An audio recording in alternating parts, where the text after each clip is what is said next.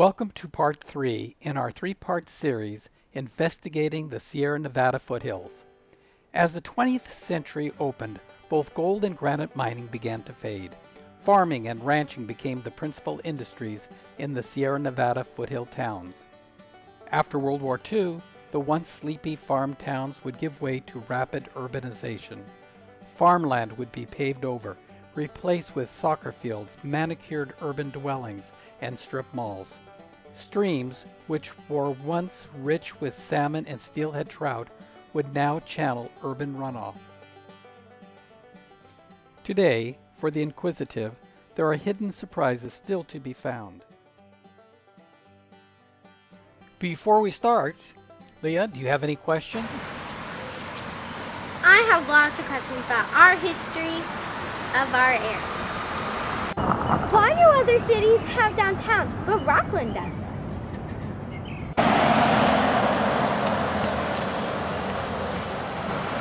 Are there really salmon here in Rockland? I thought they all died out in the 1800s because everyone ate them. This bridge looks really old. I wonder who built it. Why are there so many rocks out here, and who put them here? Why are there so many palm trees here in Rockland, and who planted them? Leah, to answer these questions, we will have to backtrack in our story, back to the gold rush. In 1854, wealthy Boston businessman George Whitney arrived in San Francisco. His 4 sons had arrived earlier, with the goal of striking it rich in the gold fields. Upon arrival, however, he found that his sons had not found their fame and fortune in the laborious task of panning for gold. Instead, their wealth would come from selling scarce merchandise to both miners and mining companies. Always on the lookout for a new entrepreneurial opportunity, George Whitney observed that the miners were willing to pay a high price for quality Australian merino wool. The Whitneys quickly developed a business plan: import sheep from Australia and then crossbreed the sheep with domestic stock. For their new enterprise, they purchased 320 acres of land in the railroad town of Rockland. To add to their ranch, they purchased more land from the railroad, paying from 90 cents to $2 per acre. The Whitneys also enlisted would-be homesteaders. The homesteaders would receive land from the United States government, but instead of settling on the land as required by law, they would quickly resell the homestead to the Whitneys for $5 per acre. In the 1870s, J.Parker Whitney, the youngest of the 4 sons, took control of the ranch. The family's vast holdings would now encompass 20,000 acres. Throughout the West, his further investments in gold and silver mines created an estimated income at over $1 million per year. Because of his wealth and influence, Whitney was chosen the ambassador for the mining interests for the Colorado Territory. His travels took him to Paris and the Exposition of 1867. In the 1870s, Whitney traveled to England. It was then that he would meet his 3rd wife, Lucy Chadwick. With his English bride at his side, Whitney would try to recreate a proper English estate on his vast Rockland Spring Valley ranch. He leveled 5 acres overlooking Spring Valley and began constructing his dream home. After 3 years of construction, the Oaks, as he would call his new home, encompassed 3 stories, 20 rooms, a carriage house, servant quarters, cricket field, and a golf course, a showplace telling one and all of his financial success. Using Chinese laborers, Whitney tied his vast Rockland land holdings together with roads as well as 12 stone bridges. Reflecting an English style he loved, the bridges were constructed from locally quarried granite. In 1884, California declared hydraulic mining a public nuisance. Hydraulic mining had washed millions of tons of silt and toxic chemicals downstream. In the valley floors and foothills, whole watersheds had been destroyed. For the farmer, irrigation ditches filled with silt, Streams and rivers overflowed their banks. With the end of hydraulic mining, however, streams and irrigation canals once again ran clean and free. A new phase in agricultural development was now possible. J.P. Whitney saw a new entrepreneurial opportunity. Cleaner and more plentiful irrigation water permitted expansion of farmland. Utilizing Chinese laborers, Whitney began constructing irrigation canals. His goal was to bring water down from the Bear River to Penryn, Loomis, and Rockland. He then joined with other local landowners. Whitney's new project would subdivide 6,000 acres of land into 50 orange groves. The groves would then be sold to English noblemen. He coined the subdivision English Colony.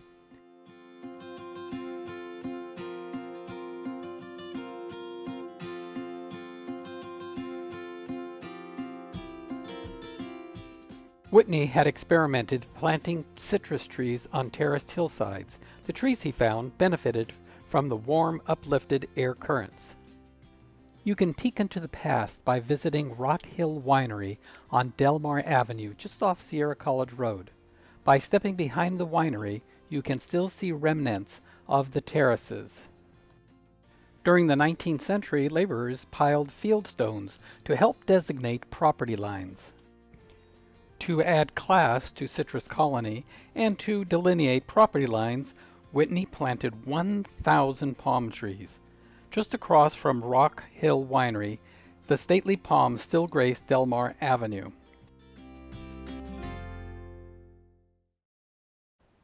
To further gentrify Citrus Colony, a gentleman's lodge was secured. What better place to begin your fox hunt? That is, much to the chagrin of local residents, whose gardens and fences were destroyed. Today, the lodge is a private residence. On Sundays, a proper English family required an Episcopal church to attend. To be sure, one was constructed.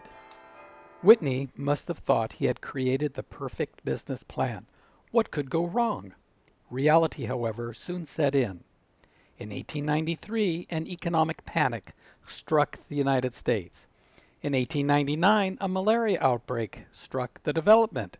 It seems the new irrigation canals had brought in an influx of mosquitoes. In 1 year, an early freeze destroyed the citrus crops.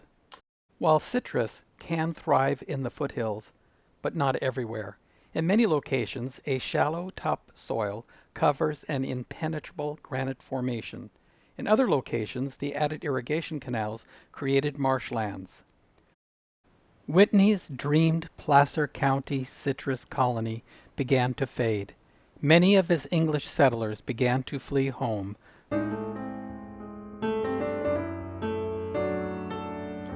Rockland was located at the foot of the Sierra Nevada mountains. It was an ideal spot for Central Pacific Railroad to locate a roundhouse. The roundhouse provided pusher engines for the arduous climb up the Sierra Nevada mountains to Truckee. But in need of a larger rail yard, in 1908, the railroad left Rockland for Roseville. Up to 100 businesses and residential buildings were uplifted and moved to Roseville.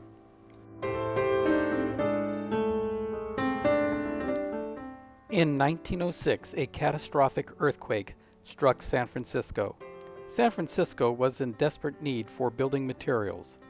This brought a brief revival to Rockland's granite industry. The stonecutters went out on strike in 1921, and again the following year. Technology had shifted. Less expensive concrete replaced granite. One by one, the quarries closed. By 1928, of the 50-some quarries, only 7 remained in operation. In 2002, Big Gun, also known as Capitol Quarry, was the last to close. J.P. Whitney passed away January 17, 1913, in Monterey, California. He was 78 years old. He was buried close to his beloved Spring Valley home. Today, the Whitney family mausoleum can be found adjacent to the 11th and 12th green on the Whitney Oaks golf course. After J.P. Whitney's youngest daughter passed away in 1935, the mansion fell into disrepair. His heirs began selling off large parcels of the vast estate. To avoid paying property taxes, the new owners, the Horseshoe Cattle Company, demolished the family home in the early 1950s. Today, only a marker remains.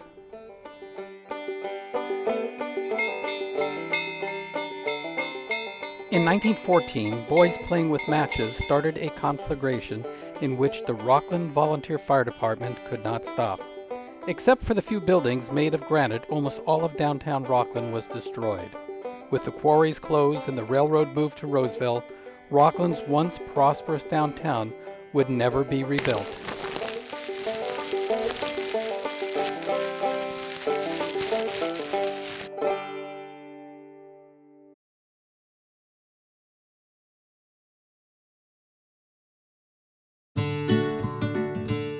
In the 1880s, Japanese immigrants began their pilgrimage to America.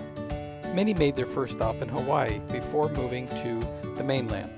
A vibrant Japanese community developed in the towns of Penryn, Loomis, Newcastle, and Auburn. Not only working in the local fruit orchards, Japanese residents opened markets, dry goods stores, boarding houses, 2 bars, a dentist's office, pool hall, and a garage.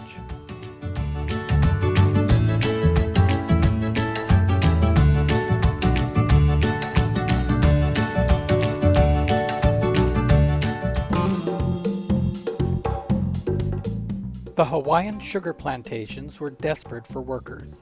In 1907, they placed an advertisement in a Spanish newspaper offering free passage to Hawaii and guaranteed employment. 2,246 Spaniards, including whole families, boarded the SS Heliopolis for the voyage. 50-plus days at sea. In the Straits of Magellan, there would only be one stop, Punta Arenas, Chile.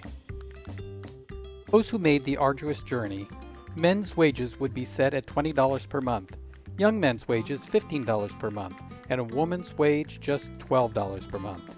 In addition, workers would receive free rent, free medical care, free schooling for their children, and after 3 years, the house and 1 acre of land would be theirs free and clear. Over a 6-year period, 9,262 Spaniards will have made the arduous journey to Hawaii. The planters had high hopes that the Spaniards would become a permanent workforce. However, within 2 years of arriving, almost all of the immigrants would once again board ships for a new life in California. For some, the long journey would end here in Rockland, California. Local residents referred to the new community as Spanish Town. The Spaniards would join Finnish stoneworkers. Their homes can still be seen just off Rockland Road, near the Rockland Historical Museum.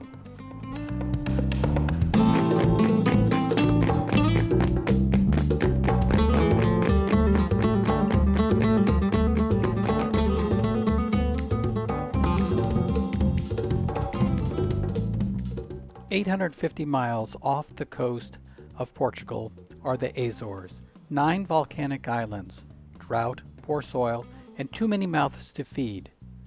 While some herded sheep and goats, many earned their living at sea. They were explorers, fishermen, and whalers." In the 1880s, the Portuguese government did not want their youth of military age to emigrate. Escape, however, was easy. One need only look for a waiting whaling ship off the coast. They were always eager for an extra hand. Or maybe a passenger ship. Transit to Boston steerage class was only $10 to $15. Some Azorians headed for Hawaii, or even the east coast of the United States. But to most, California beckoned. There was gold in the Sierra Nevada Foothills, fishing and whaling in Monterey, and farming in both the San Joaquin Valley and the Sierra Nevada Foothills. In 1919, the population of the Azores was about 300,000. At the same time, the United States Census figures showed that there were 100,000 Azorians residing in the United States.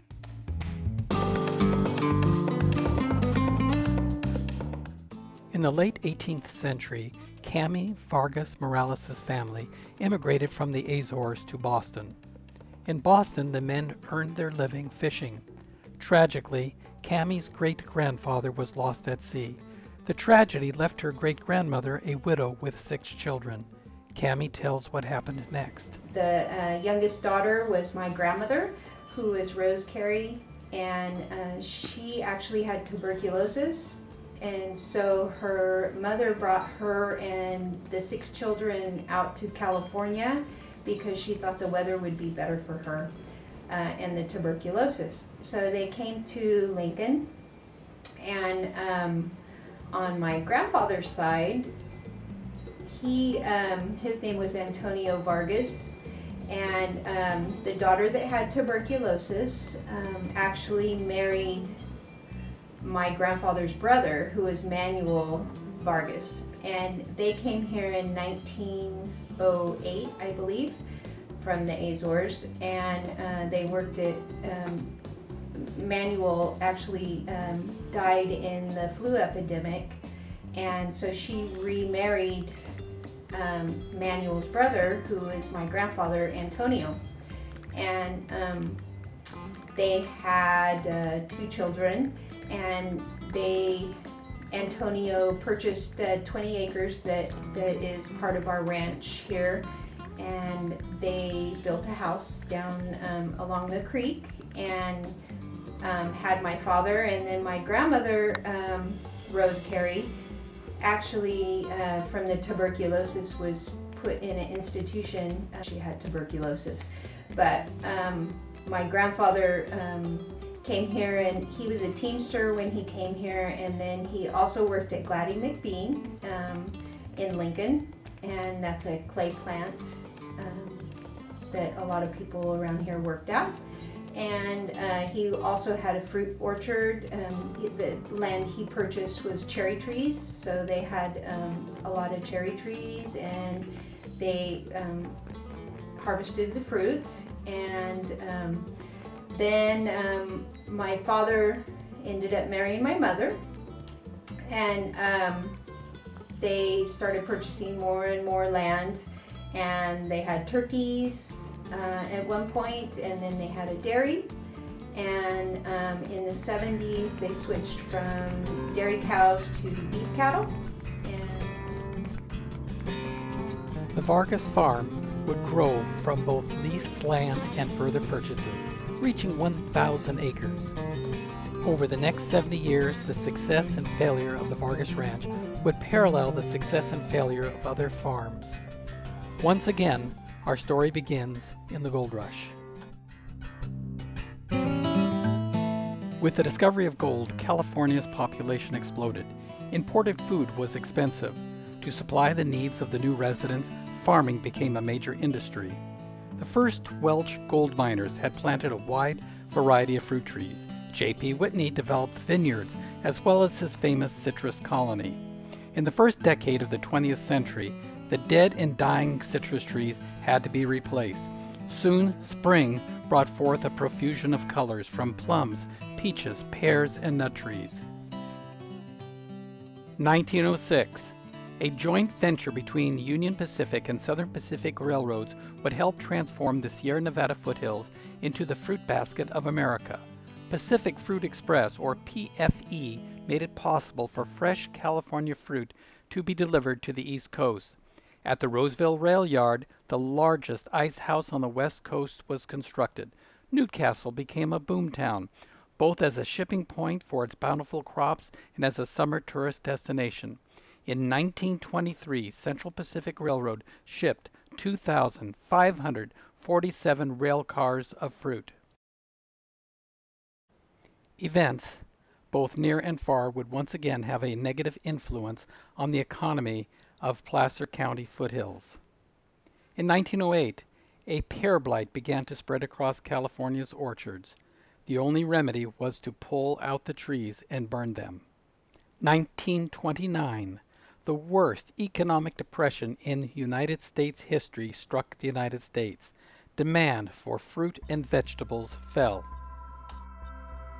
1940, the Department of Agriculture Farm Security Administration helped relocate Oklahoma Dust Bowl farmers to Placer County foothills to start a new life. December 7, 1941, Pearl Harbor. California's valuable export crops would now be curtailed for the duration of World War II. The war would have a tragic effect on Placer County's Japanese community. Japanese residents had stoically endured years of bigotry, both informally and through restrictive state and federal laws. Now they faced their ultimate challenge. 1942, President Roosevelt's Executive Order 9066 ordered all residents of Japanese ancestry, whether a legal resident or a natural-born citizen, all must report to a collection site and be relocated away from the California coast. Fred Korematsu, a citizen by birth, appealed to the U.S. Supreme Court. The court ordered Mr. Korematsu to abide by the president's orders. Fungus infections, economic depression, World War II, each brought its own calamity. The foothill farmers began to downsize, leases were not renewed, orchards were abandoned, replaced with pastures. In March 1943, the War Department purchased a large tract of land just off of Highway 49 and Bell Road. In just 5 months, in August 1943, DeWitt General Military Hospital opened. By August 30th, 1945, the hospital was serving 2,310 patients.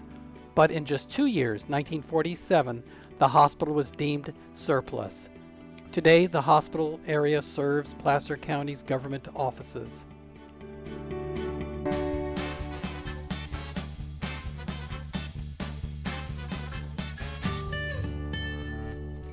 After the war, some, like the Nita family, were able to return to their devastated Loomis family farm, and once again begin the Herculean task of rebuilding. But for most of the Japanese community, they would never return.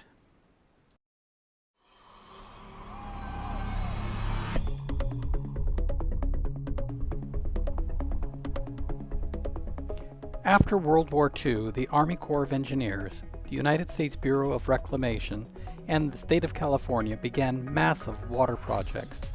The goal was to transfer water from Northern California to the drier regions of California, the recipients, the San Joaquin Valley, and Southern California. Land that was once arid and inexpensive, unsuitable for farming, now with subsidized, inexpensive water, was transformed into large corporate farms. Today, Bolthouse Farms, for example, farms 60,000 acres.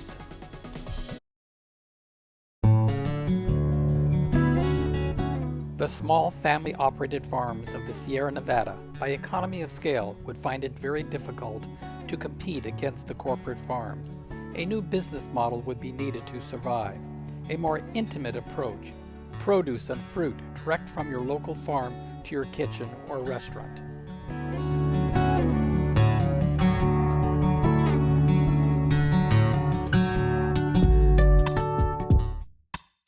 Salmon habitat? Real or an expensive joke? Or these? Do these drains really flow to a stream? And if so, does it really matter? Each fall, Chinook salmon do return to their birth streams. Their odyssey began when their eggs hatched in our local creeks. For 1 to 2 years they matured in fresh water before following the currents downstream, entering San Francisco Bay, and finally exiting through the Golden Gate. They remained at sea for 2 to 5 years. Chinook salmon are the largest of the salmon family, noted for their ability to travel long distances both at sea and when they return to spawn. Only 1 or 2% of those who began the journey will survive and return to spawn. For the adult returning Chinook salmon, there will be no return. Each fall, the Dry Creek Conservancy conducts a survey in which volunteers walk Roseville and Rockland streams, counting the number of Chinook salmon who have returned to spawn. The survey is a one-day event and lasts just 3 hours. In 2003, the salmon count recorded 680 live salmon. If we average the sightings for the years 2010, 2011, and 2012, The 3-hour fish count should record an average of 129 Chinook salmon. Last year, 2014, during California's severe drought, the count fell to only 53 recorded sightings.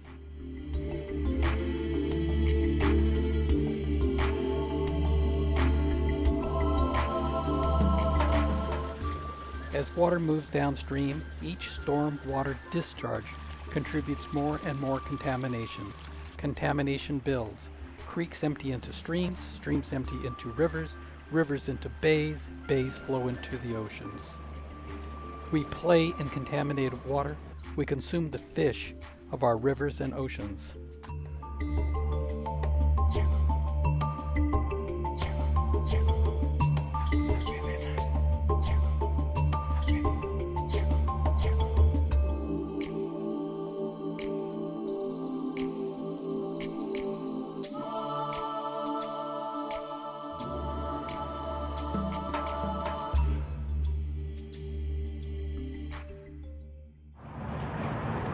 We're here in Rockland at an abandoned stretch of highway. It was built 100 years ago. When it was constructed, it revolutionized transportation in the Sierra Nevada Foothills. The highway began in San Francisco and went through Placer County all the way to Atlantic City, New Jersey. The highway was designated US 40. US 40 did gain a reputation amongst motorists, especially through Rockland.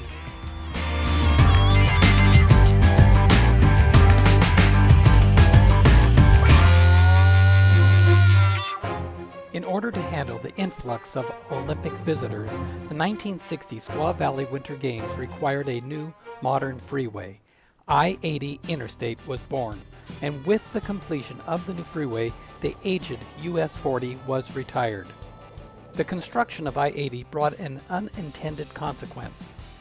The I-80 would open a floodgate of urban sprawl. We can still use US 40 as our conduit to rediscover our past. So hop in and let's explore.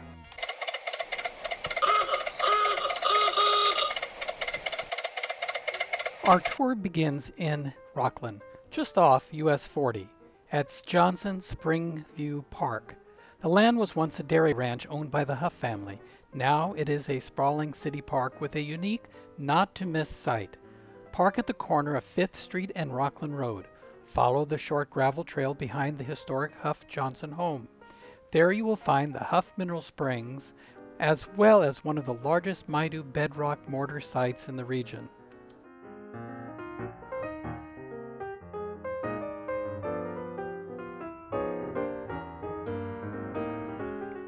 For our next stop, on Rockland Road, head back towards US 40.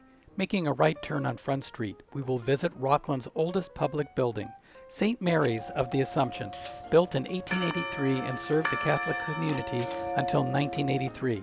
The Rockland Historical Society saved the structure, restoring it and moving the church to its present location. Across from St. Mary's Church is the Barundani building. It was built in 1905. Across from St. Mary's on Rockland Road is a new city park commemorating Rockland's famous roundhouse. The roundhouse provided pusher engines, making the transcontinental railroad ascent over the Sierra Nevada possible.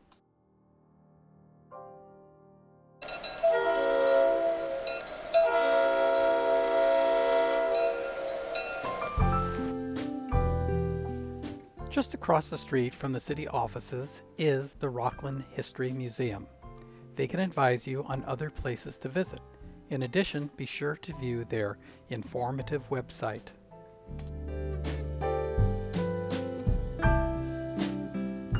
Back on historic US 40, we have a few more stops to make. In Loomis, we will visit High Hand Nursery. It is a must-see stop. Be sure to enter the cavernous, historic packing shed. We continue east on US 40. In Penryn, stop and visit Griffith Quarry Park and Museum. The quarry's office is open on weekends.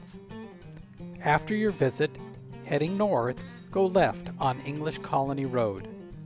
On your right is the original Griffith family home, and on your left is a granite structure built by Mr. Griffith. Our destination is Trailer Ranch.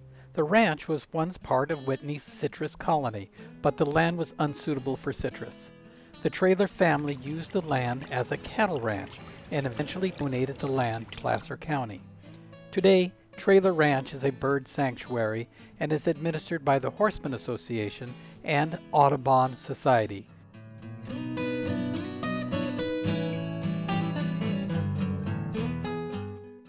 Our last tour will take us to Hidden Falls Regional Park.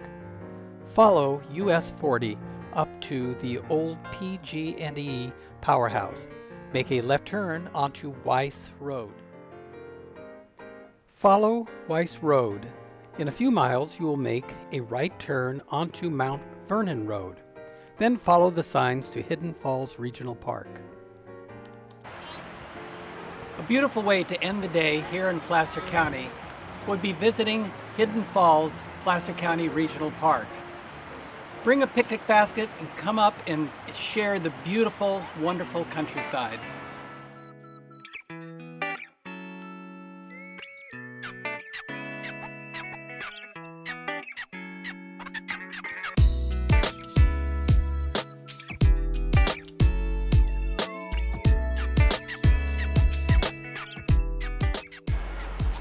So we're from Sacramento, and this is our first time being in this beautiful country. And I mean, this is so phenomenal, and it really should be preserved.